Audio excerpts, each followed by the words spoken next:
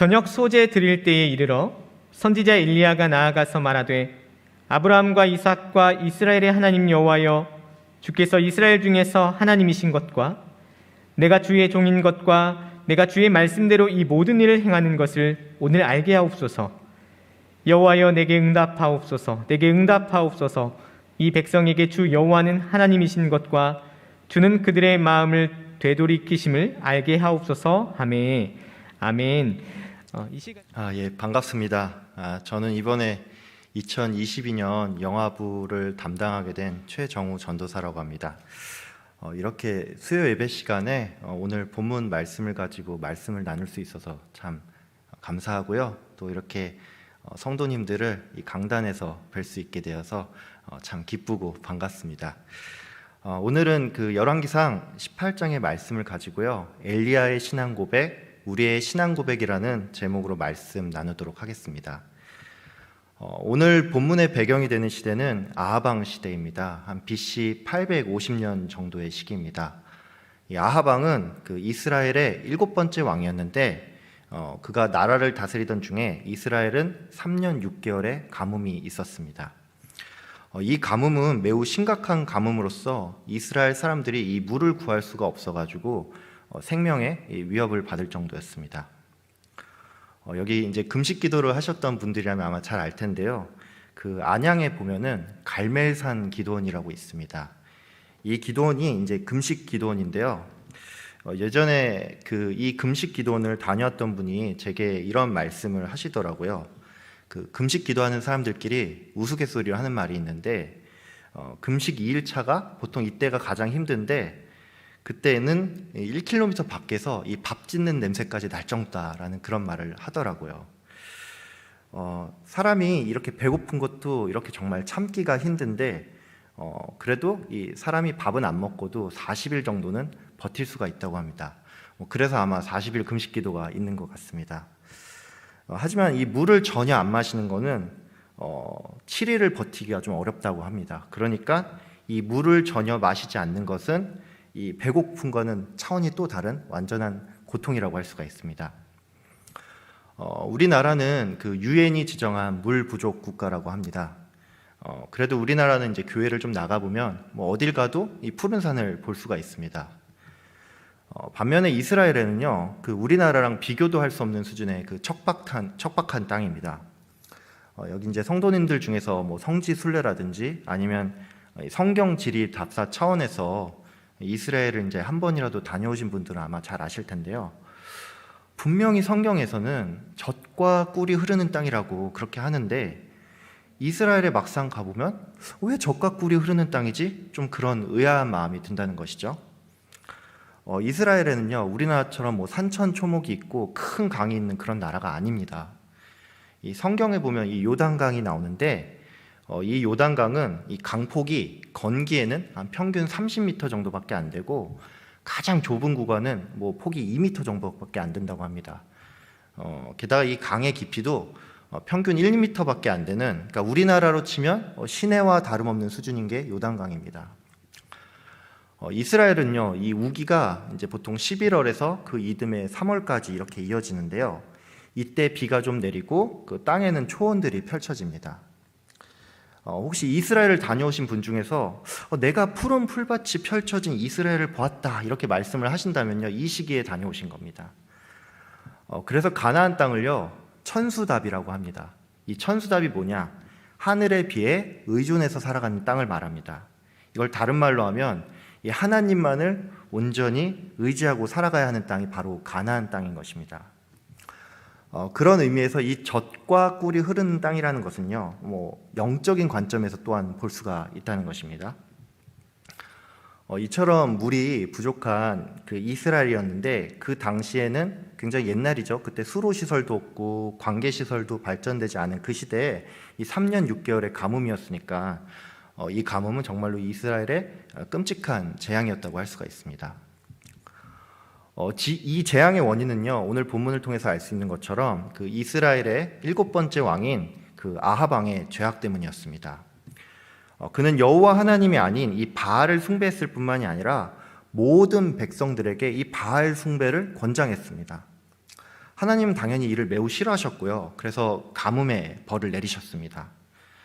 성경은 아합의 이와 같은 잘못들에 대해서 여호와 보시기에 이전의 왕보다 악을 더욱 행하여 하나님 여호와를 노하시게 하였더라라고 평가하고 있습니다. 북이스라엘 왕 중에서요, 하나님께 칭찬을 받은 왕은 한 사람도 없었습니다. 이전의 모든 왕들이 여호와 보시기에 악을 행하였다, 여로보암의 길을 따랐다라는 이런 평가를 받았습니다. 근데 아합 왕은 그 중에서도 더욱더 악해서 이전의 모든 왕보다 더욱 악을 행하였다는 그런 평가를 받았다는 것이죠. 이 아합 왕이 이 바알을 숭배하게 된 까닭은 바로 그의 아내 이세벨 때문이었습니다. 성경은 이 이세벨을요, 엡바알이라는 사람의 딸이라고 소개를 하고 있습니다.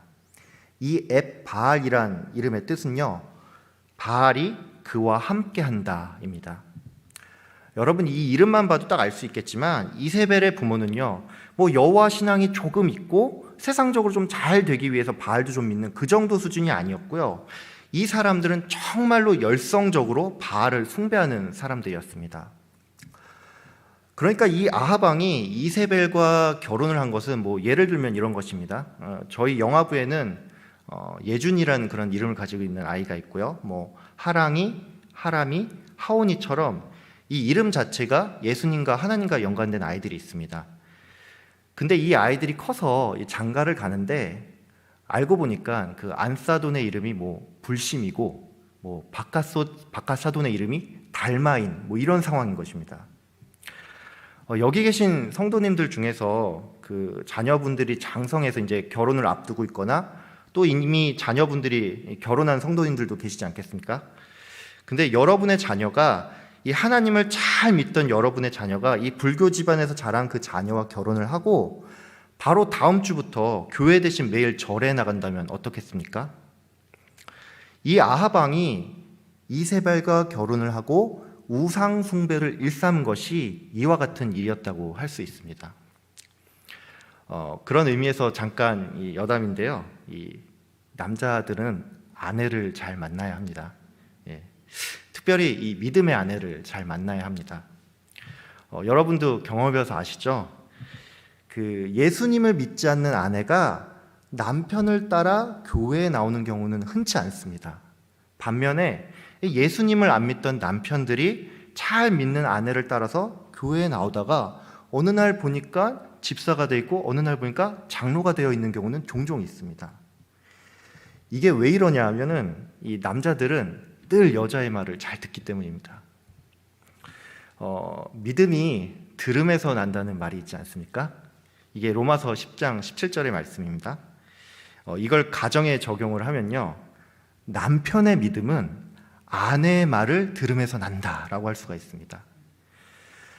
여러분의 아내가 여러분에게 야, 누구누구 엄마 참 별로야 이렇게 말을 하잖아요. 그럼 남편들은 그 엄마를 단 한 번도 본 적이 없는데 정말 그 사람이 별로라고 느껴집니다. 이거는 저도 그렇습니다. 저 또한 그 아내의 말을 그 하나님의 말씀 그 다음으로 잘 듣습니다.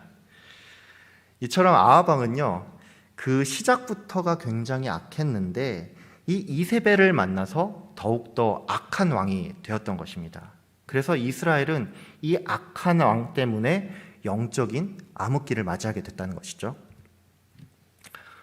이와 같이 이스라엘이 이 영적으로 어두운 시기를 보내고 있을 때 이 엘리야라는 사람이 등장을 합니다. 이 엘리야는요, 이 구약 선지자들 중에서도 대표와 같은 인물이라고 할 수 있습니다. 신약에 보면 그 예수님이 모습이 변화되는 그 사건이 나오잖아요. 거기에 보면 예수님이 이 모세와 또 엘리야와 대화를 나눈 장면이 나옵니다. 구약의 대표적인 인물로서 이 모세와 엘리야가 나온 건데, 이 모세는 율법의 수여자로서 그 대표성이 있고 엘리야는 선지자들의 대표라고 할 수 있습니다. 엘리야는요, 그의 이름부터가 이 바알 신앙을 온전히 대적하는 이름이었습니다. 엘리야의 엘은요, 하나님을 의미하고 엘리는 나의 하나님을 의미합니다. 여러분, 그 예수님이 십자가에 못 박히셨을 때 이렇게 말씀하지 않습니까? 엘리 엘리 라마 사박다니, 여기서 이 엘리가 나의 하나님을 의미합니다. 이처럼 엘리야의 엘리는 나의 하나님을 의미하고요. 엘리야의 야는 야훼, 즉 여호와를 의미합니다. 그래서 엘리야의 이름은 여호와께서 나의 하나님이시다라는 의미를 가지고 있습니다. 즉 바알을 나의 하나님으로 믿고 숭배하던 그 시대에 엘리야는 여호와가 나의 하나님이란 이름을 가지고 그 시대의 바알 신앙에 정면으로 맞섰던 것입니다. 오늘 본문의 배경이 되는 이 엘리야와 바알 선지자 850명과의 대결은요, 이 구약 성경 전체에서도 이 손에 꼽을 만한 명장면이라고 할 수가 있습니다. 이 갈멜산에서 벌어진 이 대결에서 여호와 하나님을 섬기는 단 한 명이 이 850명의 바알과 아세라 선지자를 물리쳤습니다. 이 이야기는요, 이 소년 다윗이 거구의 골리앗을 넘어뜨린 것 그 이상의 영웅적이고 굉장히 드라마틱한 이야기라고 할 수 있습니다. 이 바알과 아세라를 섬기는 선지자들은요, 이 자기 몸을 칼과 창으로 막 찌르면서 바알의 이름을 불렀습니다. 이 사람들이 섬기던 바알 신은요, 그 농경의 신으로서 불, 구름, 비를 주관하는 신이라고 그들이 믿었습니다. 그래서 그들은 이 바알이 자신들의 제단에 이 불을 내리기를 기도했습니다. 하지만 그들의 제단에는 아무런 일도 일어나지 않았죠. 엘리야는 이를 두고서는 너희가 믿는 신이 졸고 있나 보다 하면서 이 사람들을 조롱했습니다. 반면에 엘리야가 쌓은 제단에는요, 우리가 다 아는 것처럼 이 하나님의 불이 내렸습니다. 엘리야가 일부러 불이 붙기 어렵도록 그 번제물에 물을 4통이나 부어서 이 주변에 또랑에 물이 가득 찼는데도 불구하고요, 이 하나님의 불이 딱 내리자 그 제단 위에 번제물뿐만이 아니라 나무와 돌과 흙까지 다 타버리고 또랑의 모든 물이 다 말라버렸습니다. 이처럼 하나님은 엘리야의 기도에 응답해서 불을 내리셨고, 이스라엘이 숭배한 바알, 즉 불을 주관한다는 그 바알이 사실 아무런 생명도 없는 목석에 불과하다는 것을 하나님께서 드러내셨습니다. 여러분은 오늘 이 말씀을 들으면서 어떤 생각이 드십니까? 여기 계신 많은 성도님들께서는요, 그 성경을 정말로 하나님의 말씀으로 믿기 때문에 오늘 본문의 내용도 정말 사실로 받아들일 것입니다. 엘리야는 담대히 자신의 믿음을 선포를 했고, 하나님께서는 정말로 불을 내리셨다고 여러분 다 그렇게 믿으실 거예요. 하지만 한편으로는 이렇게 생각할지도 모르겠습니다. 그래, 정말 멋지고 드라마틱한 이야기지. 하지만 지금 이 시대에 내가 뭐 바알 선지자들과 대결을 하는 것도 아니고, 그러니까 나랑은 뭐 큰 상관은 없는 거 아니야? 뭐 이렇게 생각할지도 모르겠습니다. 혹시 정말 그렇게 생각하시나요? 오늘 이 시대를 살아가는 우리 성도님들은요, 사실 이 엘리야가 처한 것 같은 오랜 가뭄과 같은 그 현실 가운데 하루하루를 살아가고 있습니다. 또 바알과 아세라 선지자를 따르는 사람들이 이 여호와 신앙을 핍박하는 것 같은 그런 상황 가운데 여러분이 살아가고 계십니다. 코로나 팬데믹 상황이 벌써 2년 넘게 지속되고 있습니다. 이 2년 남짓의 시간 동안 이 삶의 자리를 위협받고 있는 분들이 정말 너무나도 많습니다. 많은 자영업자들은 정말 버티다 못해서 가게 문을 닫고요, 일자리를 잃은 사람들, 삶의 터전을 빼앗긴 많은 사람들이 정말 암담한 마음으로 하루하루를 살아가고 있습니다. 아주 소수의 사람들은 이 시기에 오히려 불을 크게 늘렸다 이런 말도 하는데요, 이거는 정말 소수일 뿐이고, 대다수의 사람들은 이 갑작스럽게 찾아온 이 코로나 팬데믹 가운데 속수무책으로 무너질 수밖에 없었습니다. 이러한 현실은 마치 이스라엘의 3년 6개월의 가뭄처럼 우리에게 참 암담하게 느껴지는 현실입니다. 그리스도인은요, 이 가뭄 같은 상황 가운데서 신앙을 지키는 일까지도 매우 어려워졌습니다. 사람들은 교회가 코로나 확산의 주범이다 이런 식으로 말을 합니다. 연일 언론과 매스컴은요, 교회가 방역 실패의 주범이다, 교회가 문제다라는 식으로 여론을 조장하며 마녀 사냥을 일삼고요. 안 그래도 기독교에 대해서 좋지 않은 감정을 가졌던 사람들은 코로나가 오니까 이때다 싶어 더욱더 교회를 공격하고 있습니다. 마치 아합 왕이 엘리야를 향해서 너 때문에 이스라엘이 괴롭게 되었다 이렇게 말하는 것처럼 세상은 이 시기에 이 자신들의 분노를 쏟아낼 대상으로 이 교회를 지목하고 있습니다. 이제 지금 시대에 내가 그리스도인이다 이렇게 드러내는 것은 정말로 부담스럽고 힘든 일이 되었습니다. 사람들은요, 아니 예배를 꼭 그렇게 모여서 드려야만 해? 혼자 온라인으로 조용히 예배 드리면 되지 왜 꼭 유별나게 모여야 해? 그래야만 예배야? 이렇게 묻기도 합니다.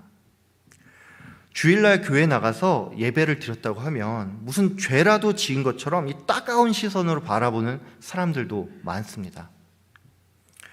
이 과거에는요, 이 정치를 하는 분들이 선거철만 되면 교회에 나와서 인사를 하잖아요. 이 기독교인의 눈치를 많이 봤습니다. 하나라도 더 표를 얻기 위해서 그렇게 노력을 했어요. 근데 이제는 이 기독교인을 비난한다든지 아니면 자신들의 지지율을 올리기 위해서 오히려 정책적으로 기독교인한테 불리한 걸 낸다든지 이런 일들이 있습니다. 정치적으로 계산을 하고 활용을 한다는 것이죠. 그렇기 때문에 이 같은 오늘날의 현실은 이 단지 정도의 차이만 있다 뿐이지 이 엘리야가 처한 현실과 크게 다르지 않다고 할 수 있습니다. 그리스도인들은 이 코로나 상황 가운데 현실적인 어려움뿐만이 아니라 이 그리스도인이라는 이유만으로 손가락질까지 당하고 있는 상황입니다. 그럼 우리는 이 현실 가운데 어떻게 살아야 하는 걸까요? 이 코로나라는 암담한 상황 가운데서 또 우리의 신앙을 공격받으면서 살아가는 이 시대에 우리는 과연 어떻게 살아가야 하는 걸까요?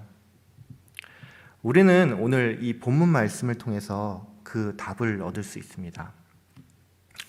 첫 번째로 우리가 기억해야 할 것이 있습니다. 그것이 뭐냐면 이 코로나 상황이 바로 하나님으로부터 말미암았다는 사실입니다. 아합 왕 시대에 3년 6개월의 가뭄을 허락하신 분도 또 그 가뭄을 끝내신 분도 바로 하나님이십니다. 하나님은 온 세상을 주관하시고 모든 인류의 생사화복을 주관하시는 분이십니다. 역대상 29장 11절은 이렇게 말하고 있습니다. 여호와여 위대하신가 권능과 영광과 승리와 위엄이 다 주께 속하였사오니 천지에 있는 것이 다 주의 것이로소이다. 여호와여 주권도 주께 속하였사오니 주는 높으사 만물의 머리이심이다.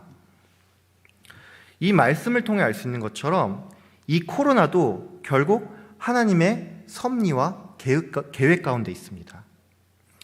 하나님이 이 코로나 상황을 허락하셨기 때문에 하나님이 또한 끝내실 것입니다.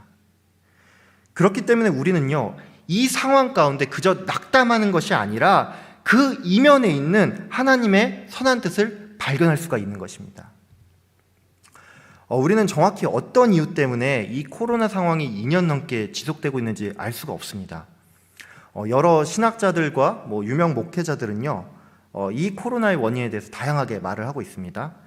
어떤 분들은 교회가 세상의 본이 되지 못해서 그렇다라고 말을 하는가 하면요, 또 어떤 분은 이 세상이 너무 악해서라고 말을 하기도 합니다. 또 어떤 분들은 이 뉴노멀의 세상을 교회가 따라가지 못하니까 이 새로운 시대에 교회가 부응하도록 하나님께서 이 일을 허락하셨다라는 말을 하기도 합니다. 모두 다 일리가 있는 얘기입니다.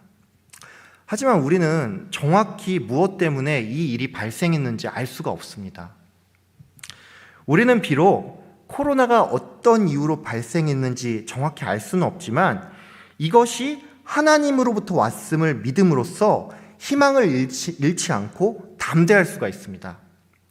즉 우리는 상황을 바라보는 것이 아니라 우리의 시선을 돌려 하나님을 바라봄으로써 이 이면에 하나님의 선한 뜻이 있음을 믿고 희망을 갖고 담대할 수가 있다는 것입니다.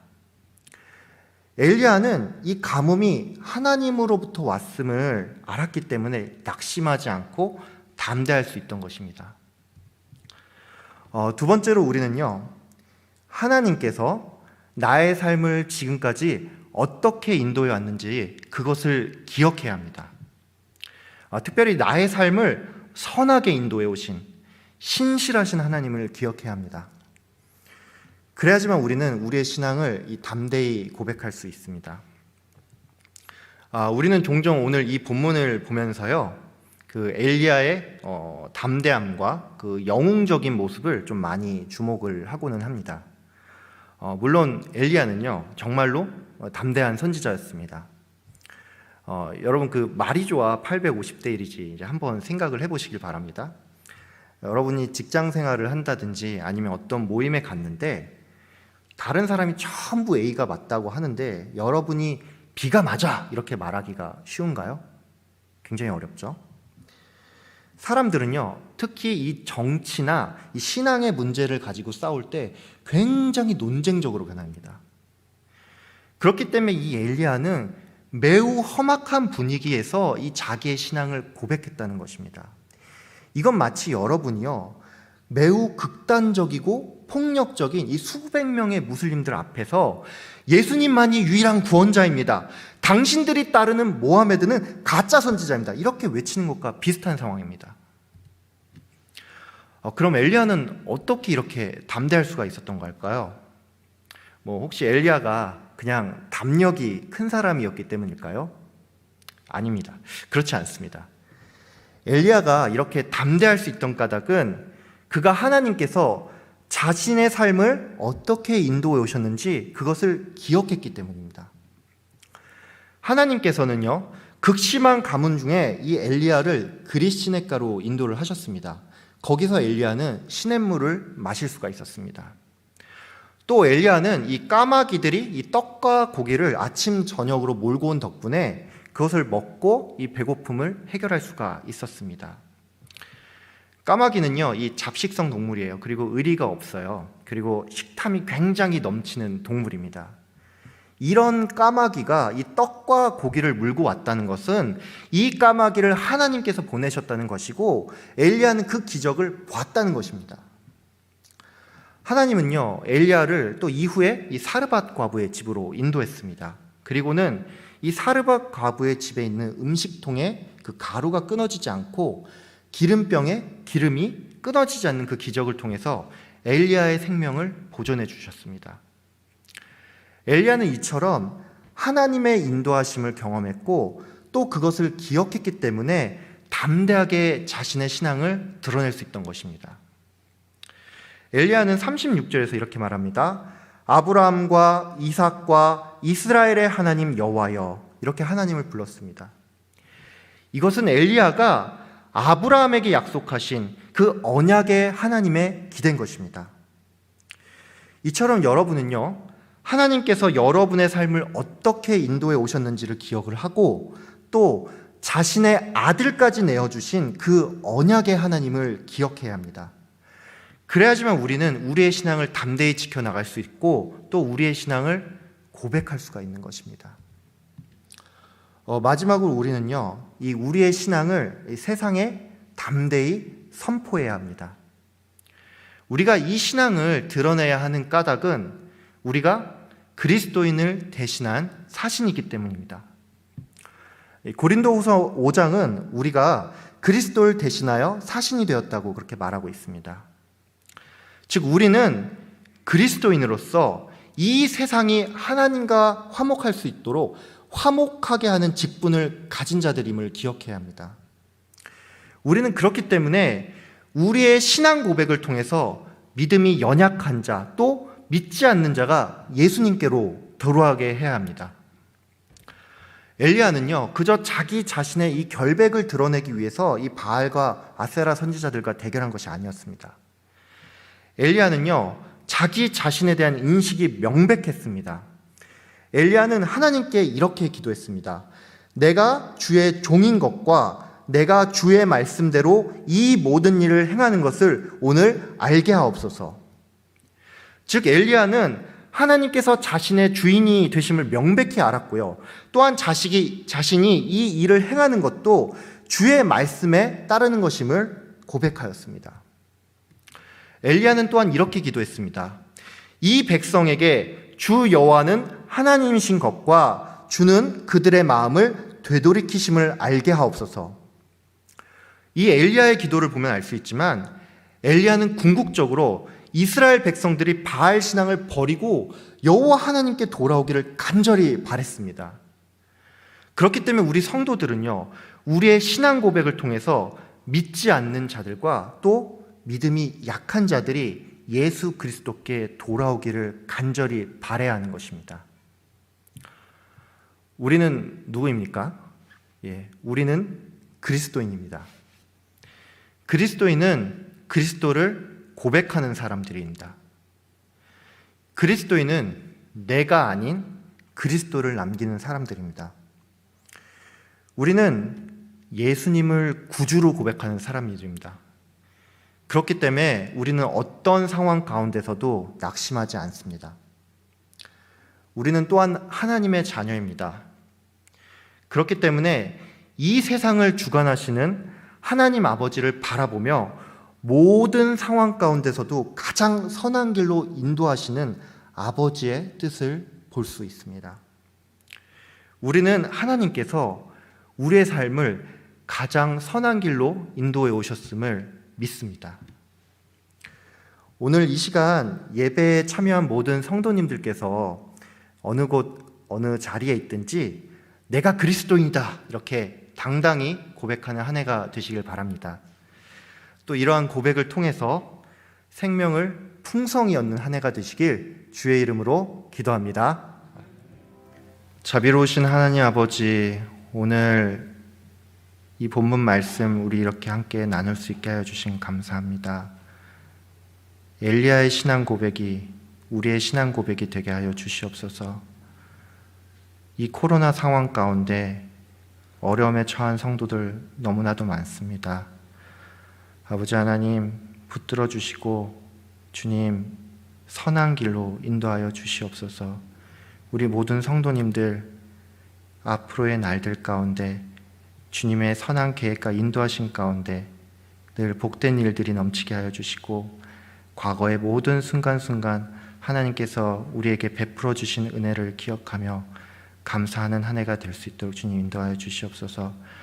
아버지, 우리 성도님들 어느 곳 어느 자리에 있든지 나의 신앙을 고백하는 일에 부끄러움이 없이 당당히 고백하며 선한 말과 행실로서 주께 영광 돌리는 우리 모두가 될 수 있도록 주님 인도하여 주시옵소서.